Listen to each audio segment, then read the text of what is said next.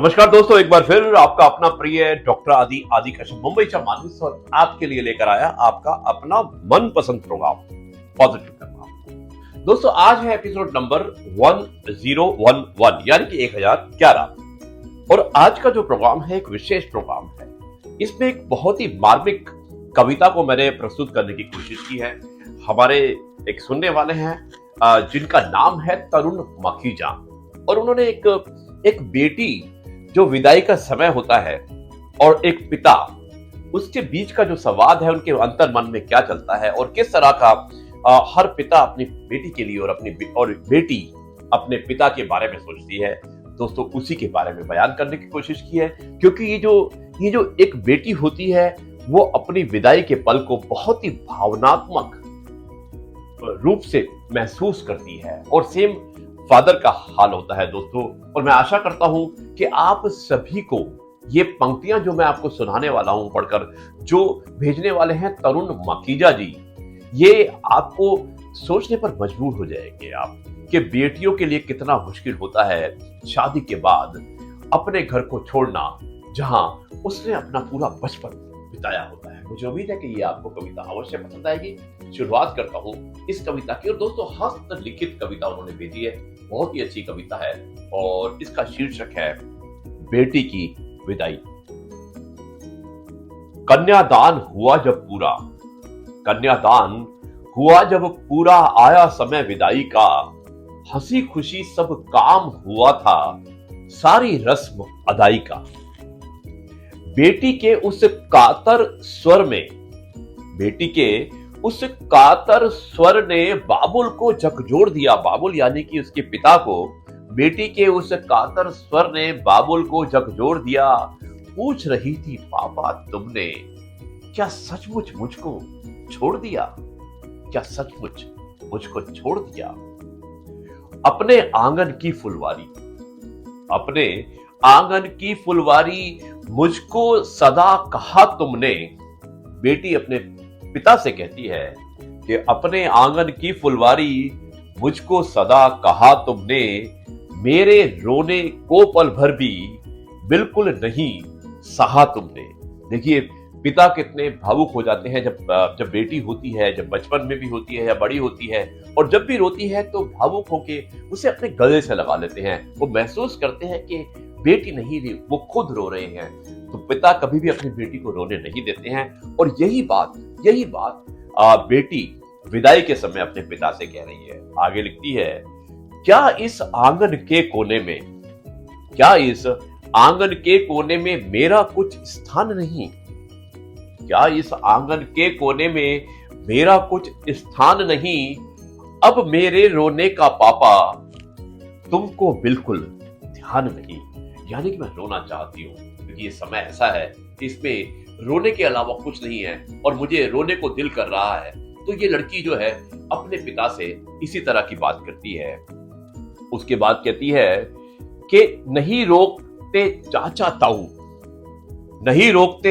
ताऊ, भैया से भी आस नहीं। ये विदाई का समय है दोस्तों।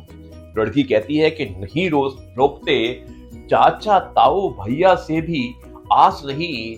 ऐसी भी क्या उदासी है, कोई आता मेरे पास नहीं।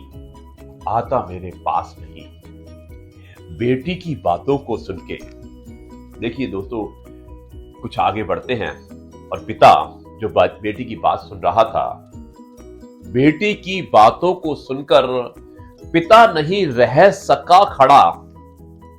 उमड़ पड़े आंखों में आंसू, बदहवास सा दौड़ पड़ा। मां को लगा गोद से कोई।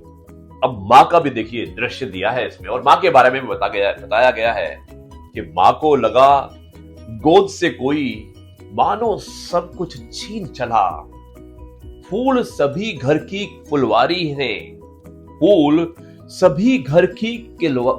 से, यानी कि फुलवारी जो होती है, फुलवाड़ी होती है, जो आंगन होता है, फूल सभी घर की फुलवाड़ी से कोई ज्यों तन बीन